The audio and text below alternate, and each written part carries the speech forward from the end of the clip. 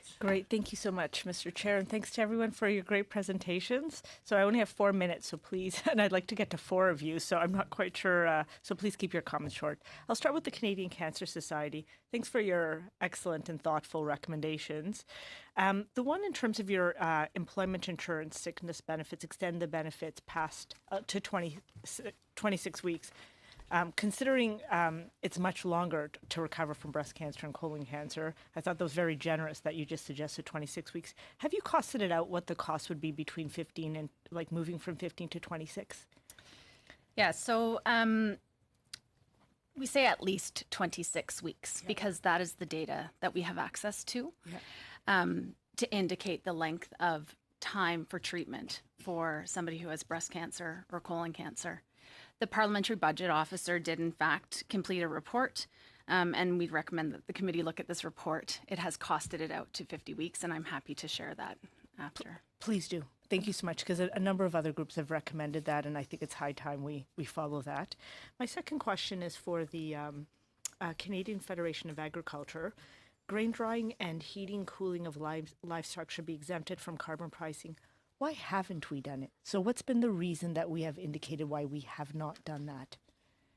It's a very good question. I think in many respects there's a sense that agriculture was given some limited exemptions in terms of on-farm fuel use and greenhouse heating, for example. And I think it's a complicated industry, and many Canadians don't understand the ins and outs of what is required to get food to market. And I think in many respects we would hope that it would be largely an oversight, given it particularly the kind of weather conditions that we now are experiencing in the extreme weather events. So our hope would very much be that this is an oversight that can be addressed in the short term, given that grain drying is a reality in Canada, particularly when we see winters like we just did.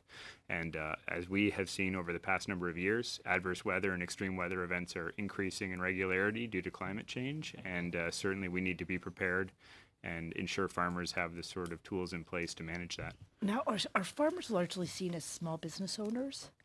I can't speak to public perception, but yes, they are largely under the sort of any categorization you can come up with, small and medium-sized enterprises. And part of the reason I'm asking is because I believe that we're giving, there was 10% additional that we sort of set aside, and I think that was meant to provide some additional funding to small business owners, and I think that also was supposed to cover some of these additional costs, but you're saying that that did not occur.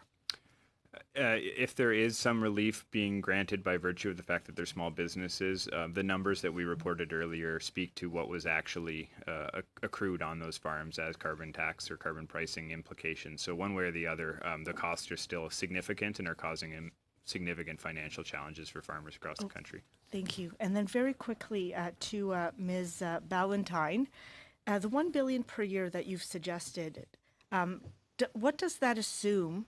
So that's $1 billion a year from the federal government that you've recommended for national childcare. What does that assume the provinces will contribute? Or is that only the federal government that's going to be paying for the whole thing and it's run by the provinces? Just very quickly. We assume that the provinces and territories would continue to contribute to the cost, and what we're asking is for the federal government contribution to be $1 billion in this fiscal year and an additional $1 billion thereafter. That, and if the provinces and territories continue to increase at their current rate, that still brings us short in 10 years' time to 1% of GDP, which is the international benchmark. Okay, so the provinces.